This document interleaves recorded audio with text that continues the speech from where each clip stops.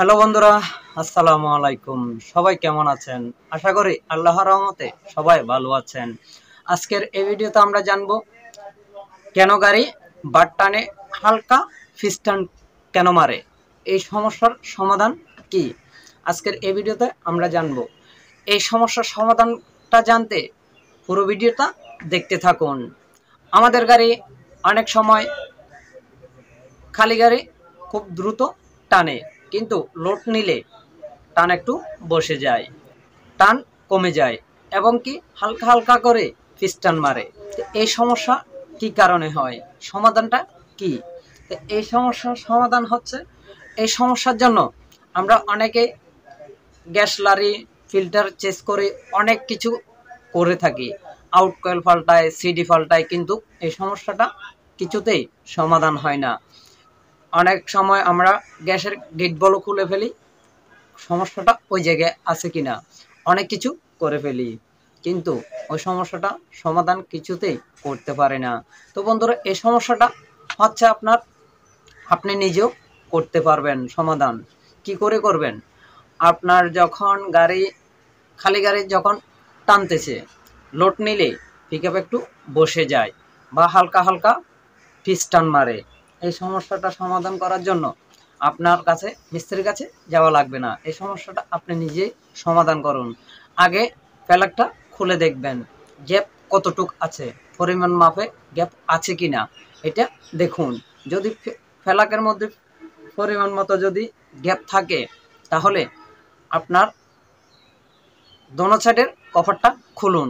খুলে লোকারের যে নাটগুলো আছে, টোপনাট, ওই টোপনাটগুলো খুলুন আর টাইমিং ঢাকনাটা খুলুন। আগে টাইমিংটা দেখুন, টাইমিংটা অ্যাকুরেট আছে কিনা, সোজা আছে কিনা, টাইমিংটা দেখুন। টাইমিং যদি আপনার সোজা অ্যাকুরেট থাকে, তাহলে আপনার টেবিটটা দেখুন।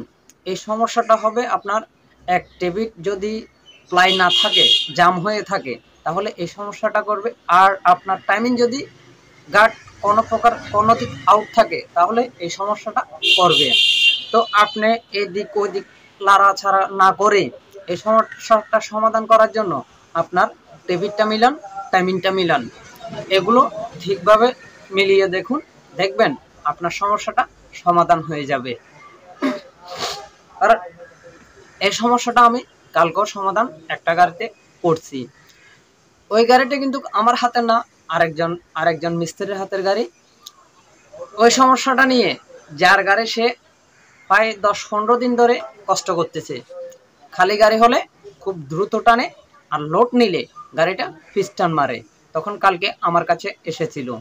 তা আমি কি করছি, এদিক ওদিক লাড়াছাড়া না করে আমি সোজা ওকে বলছি যে কি, আমার কাছে আগে সেন্টিমিটারগুলো দেখতে হবে।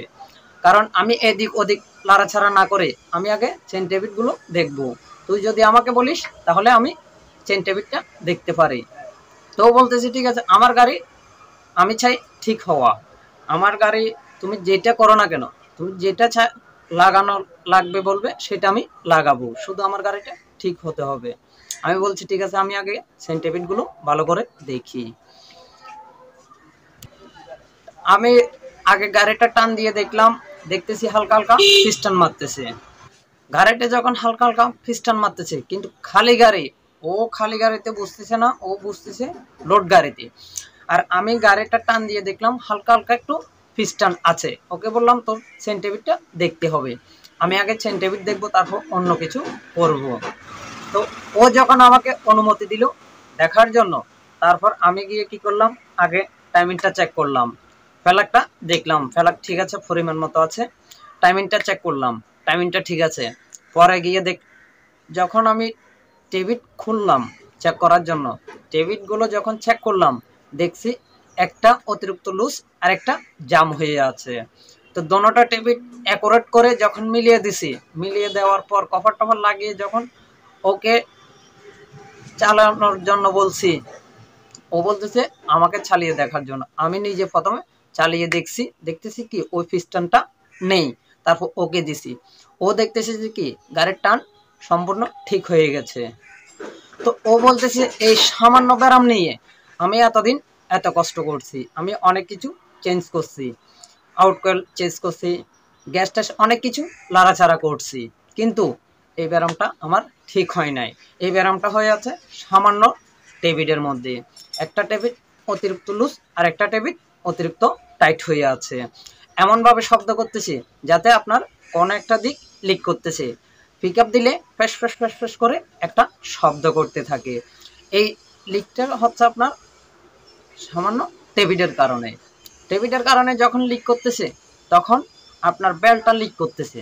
আপনার বেল্টটা যখন লিক করবে তখন আপনার যাত্রী নিলে গাড়িটা লোড টানতে পারবে না। কিভাবে টানবে? আপনার কম্প্রেসর তো ওই যে লিক করতেছে ওইখান দিয়ে চলে যাচ্ছে।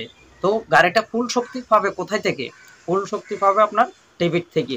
তো বন্ধুরা, এদিক ওদিক লাচ্ছান না করে এই ব্যারামটার জন্য আপনারা টেবিল আর টাইমিং এই দুইটা অ্যাকুরেট করে মিলিয়ে দিন। দেখবেন আপনার গাড়িটা একদম পানির মতো চলবে,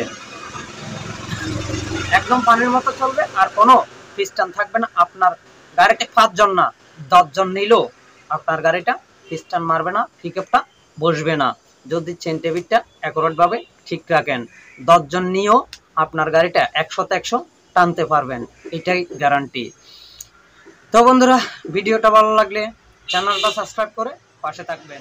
ধন্যবাদ।